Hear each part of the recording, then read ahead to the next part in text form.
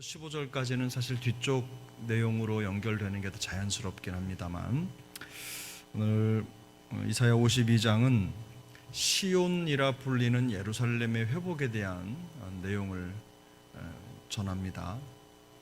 매우 구체적이죠. 매우 구체적이면서도 또 공격적으로 백성들에게 앞으로 일어날 구원에 대한 소식을 전하는 거죠. 이사야는 예루살렘이 오랜 억압에서 벗어나 풀릴 것이라고 말씀합니다. 본문의 내용을 가만히 살펴보면 그들이 고통을 당하고 어려움을 당하게 된 이유가 무엇이냐, 바로 그들이 가지고 있던 죄 때문이죠. 죄의 문제, 하나님의 백성으로서의 자기 자리를 지키지 못했던 그런 죄의 문제를 하나님께서 지적하신 거고, 결국엔 그것 때문에 그들이 이방의 포로가 됩니다. 그러나 이제는 속량될 것입니다. 속량이라는 말은 속량, 값을 주고 샀다, 이런 표현이죠. 이미 이방인의 포로가 되어 그들에게 잡혔던 자들을 값을 주고 샀다는 겁니다. 그래서 하나님께서 그들을 하나님의 백성으로 더 견고히 세워가실 것이라는 내용을 말씀합니다. 결국 하나님께서 그들을 사셨다라는 것은, 속량하셨다는 것은, 그들은 결국 구원받을 만한 하나님의 은혜를 입을 만한, 자유를 얻을 만한 어떤 특별한 일을 하지 않았고, 하나님께서 그들을 구원하셔야 될 의무가 없지만, 그러나 하나님이 그들에게 은혜를 베풀어 주셨다, 은혜로 그들을 구원하셨다라는 것을 본문 전체가 강조합니다.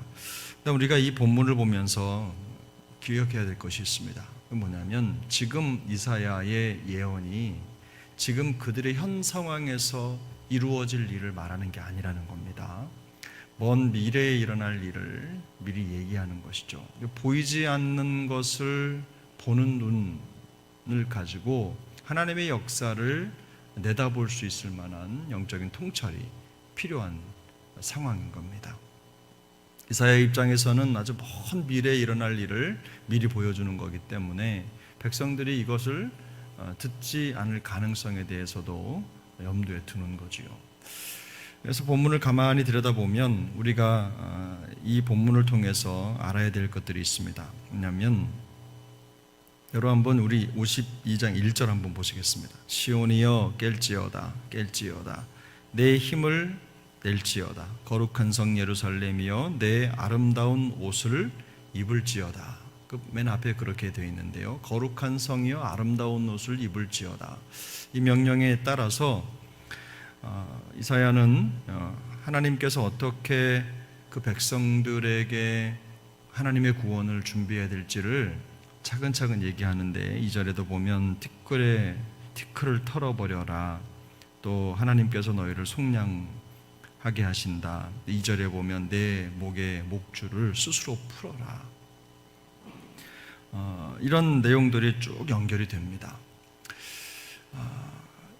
거룩한 성 예루살렘을 향해서 아름다운 옷을 입어라 라고 하는 말의 의미가 뭐냐 생각해 보면, 이 하나님의 백성들이 바벨론이라고 하는 큰 이방의 족속에 사로잡혀서 지금 고초 중에 있습니다. 어려움 가운데 살아가고 있는데, 그런데 그 가운데에서 거룩한 예루살렘 성이여 아름다운 옷을 입어라 라고 말하는 것은, 그들이 이방의 압제 가운데 있지만 그 가운데에서도 하나님의 백성으로서의 자기 정체성을 잃어서는 안 된다는 것을 강조하는 것입니다.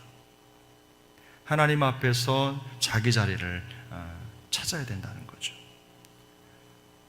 사실 지금 이스라엘 백성들이 이 포로된 상황에 대해서 예언을 들어야 하는 이유는, 이들이 하나님 앞에 하나님의 목전에서 죄를 행하고 있기 때문입니다. 그것 때문에 이제 먼 미래에 포로가 될 것이고, 또 고통의 여정을 가지 않으면 안 되는 상황에 놓인 겁니다. 그런데 하나님이 지금 말씀하시죠. 너희가 구원을 받을 것이다, 회복될 것이다, 살아날 것이다. 이 이야기를 말씀을 하시는데, 이제 이 백성들은 어떻게 해야 됩니까? 하나님의 구원의 징조가 눈에 나타나지 않는 때에도 그들은 스스로가 서로 겸비해서 하나님의 구원이 나타날 때를 준비해야 된다는 것입니다. 바로 그것이 성도의 본분이죠. 저는 여기에 우리 성도들이 마음속에 새기고 살아야 할 아주 중요한 신앙의 원리가 있다고 생각하는데요. 사실 우리는 눈에 보이는 것, 지금 당장 손에 잡힐 것, 또 내 현실의 삶에서 이루어질 것들에 사실은 많은 마음과 시선을 빼앗깁니다. 그래서 흔들림 없이 견고하게 무직하게 신앙생활을 한다는 게 참 쉽지가 않아요. 현실의 문제에 매우 민감하게 반응을 하며 살아가기 때문입니다. 근데 이스라엘 백성들이 아주 긴 여정의 시간 동안 하나님의 구원을 기대하며 바라며 또 믿음의 자녀로서 신앙생활을 해야 했던 것처럼 우리가 가지고 있는 신앙의 현 주소는 사실은 지금 우리의 손에 잡혀 있지 않더라도, 우리 손에 들려 있지 않더라도 앞으로 장차 나타날 하나님의 역사를 볼 수 있는 믿음의 눈이 필요하다는 겁니다. 우리가 가지고 있는 현실의 어려움, 고난, 여러 상황들을 하나님 앞에서 종합하고, 어제 본문에서 말씀하신 것처럼 우리 인생 속에 담겨져 있는 하나님의 큰 잔을 읽을 필요가 있다는 거죠. 그래서 우리에게 주어진 모든 삶의 여정에서 하나님의 역사를 마음속에 확신하면서 꿋꿋이 우리의 믿음의 걸음을 걷는 것이 무엇보다도 중요합니다. 우리를 끊임없이 한편으로 향하게 하는 깃발이 있습니다. 그것은 무엇이냐면 오늘 본문에도 보면 7절 이하에 나와 있는 좋은 소식이죠. 복음의 역사입니다. 우리가 가지고 있는 복음은 세상의 어떤 좋은 이야기가 아닙니다. 우리 하나님께서 우리를 구원하셨다는 복된 소식입니다. 우리의 삶의 기준점이고 모든 삶의 자리에 항상 그 중심에 이 복음이 있어야 된다는 거예요. 우리가 여기에서 또 구체적으로 이 본문에 강조하고 있는 내용이 뭐냐면요, 본문에 보면 스스로라는 말이 2번 나옵니다. 스스로 목줄을 풀어야 되고 스스로 정결하게 해야 되고, 하나님께서 구원의 역사를 우리에게 펼쳐 보여주시고 또 우리를 구원하실 것이라고 하는 사실이 명백합니다. 근데 중요한 건 그때부터 이제 우리 그리스도인들에게 숙제가 있죠. 뭐냐면 그걸 정말 하나님께서 우리에게 그 구원 역사를 이루어 주실 것이라고 하는 걸 믿고 나를 묶고 있는 현실의 문제로부터 나를 풀어내는 것. 사실 이게 성경에 보면요, 그 하나님께서 이걸 풀어주시는 개념이 아니라 스스로 이걸 풀어내는 역할입니다. 우리가 그렇잖아요. 우리가 믿음으로 하나님을 믿어도, 하나님을 따라가도, 하나님의 존재를 인정해도 하나님께서 모든 것을 이끄시고 우리의 삶을 주관하신다는 믿음이 있어도 우리의 삶의 현실에서 그것을 실천하고 따라간다는 것이 여간 어렵지가 않습니다. 근데 그 문제는 우리의 문제라는 거죠. 하나님은 여전히 우리를 위해 일하신다. 이미 모든 것을 준비해 놓으셨다. 우리를 이끌어 가신다. 그걸 믿고 안 믿고는 결국 우리의 숙제라는 겁니다. 그래서 매 순간 확신이 있는 성도의 삶을 살아감에 있어서 하나님이 이미 이루신 구원의 역사, 앞으로 이루실 일들을 미리 바라보면서 우리 믿음의 자리를 지키는 우리의 적극적인 노력이 필요하다는 것입니다.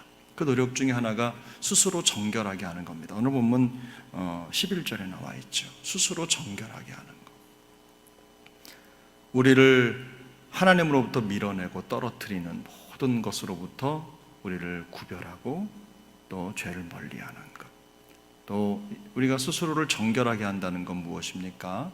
하나님 앞에서 우리의 삶의 모습을 바로잡고 또 죄에 유혹받지 않는 겁니다. 우리 스스로를 지켜가는 거죠. 매일의 삶이 우리에게 주어질 때 우리가 바로 이런 하나님의 음성을 마음속에 새기면서 또 하루하루 믿음의 여정을 이어갈 수 있기를 소망합니다. 제가 늘상 말씀드리지만 구원은 감정이 아닙니다. 우리가 현실 속에 어려움 속에 있다고 하더라도 우리가 그 눈에 보이는 그것 때문에 조급해하지 말 것은 우리 하나님께서 우리의 앞과 뒤에서 우리의 보호자가 되시고 진정한 참된 인도자가 되어 주신다는 겁니다. 오늘 시인도 그 부분을 우리 이사야도 강조합니다. 그래서 하나님께서 우리를 이끌어내시고 또 우리를 지키시며 우리의 앞에 가시며 우리의 능력, 우리의 보호자가 되시고 인도자가 되실 뿐만 아니라 우리가 보지 못하는 후면까지도 지키시고 보호해 주시는 하나님이신 것을 강조하고 있는 것입니다. 그러므로 오늘도 그런 하나님을 더욱더 의지하고 또 믿음의 굳건한 반석 위에서 승리하는 우리 모두가 될 수 있기를 예수님의 이름으로 축복합니다. 기도하겠습니다.